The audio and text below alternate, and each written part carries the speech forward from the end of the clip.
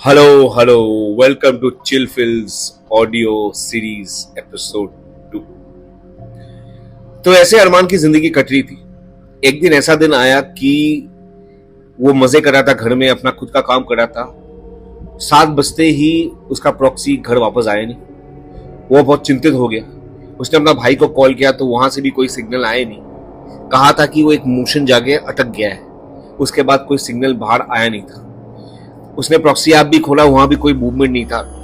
लग रहा था वो एक कमरे में जा गया था, उसके बाद वहां से निकला नहीं था। वो सोचा हो सके कोई मीटिंग हुआ होगा, हो सके कोई लेक्चर चलता होगा। पर ऐसे करके 2 घंटे निकल गए और रात का 9 बज गया। वो बहुत डर गया। उसको लगा कि हो सके कोई प्रॉब्लम हो सके वो मैल फंक्शन हो गया, हो सके किसी को पता चल गया। पर कहीं से कोई कॉल भी नहीं आया था। तो बहुत घबरा हुआ था।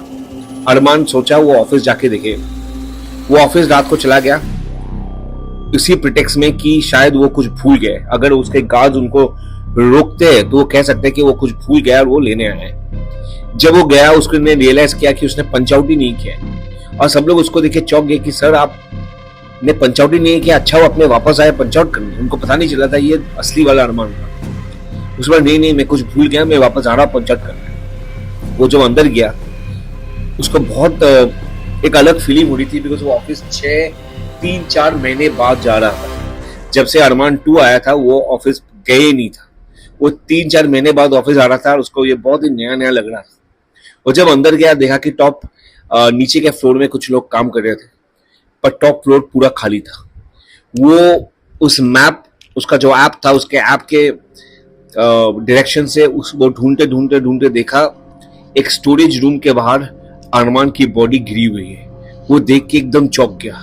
उसकी आंखें खुली हुई थी और वो जमीन में गिरा था और उसके सर के पीछे से कुछ निकाला गया था। अरमान बहुत डर गया।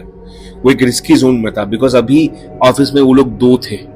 ऐसा कभी होना नहीं चाहिए। कोई अगर 2 देख लिया तो कुछ ना कुछ इशू क्रिएट करेगा। अच्छा वो जगह अंधेरा था और कोई था नहीं। उसने तुरंत अपना भाई को फोन किया।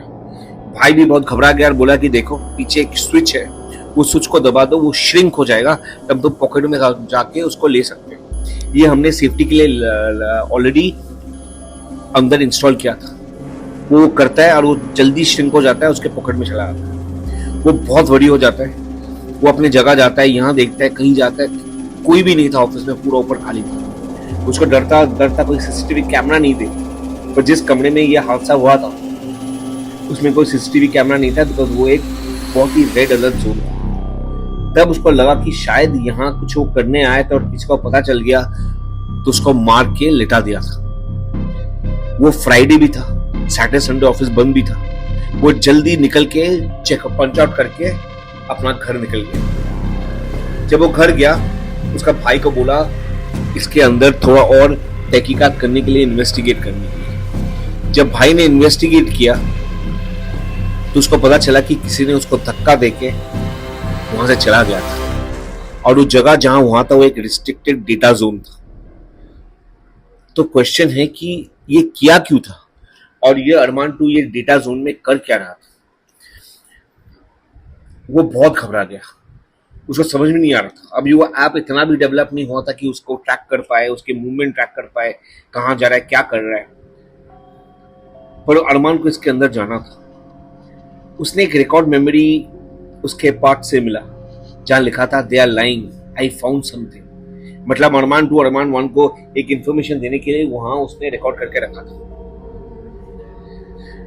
अब आगे क्या होगा, ये इसको किसने मारा था, इसके बॉडी के साथ अब वो क्या करेगा। क्या अरमान को ऑफिस जाके इसको सॉल्व करना चाहिए?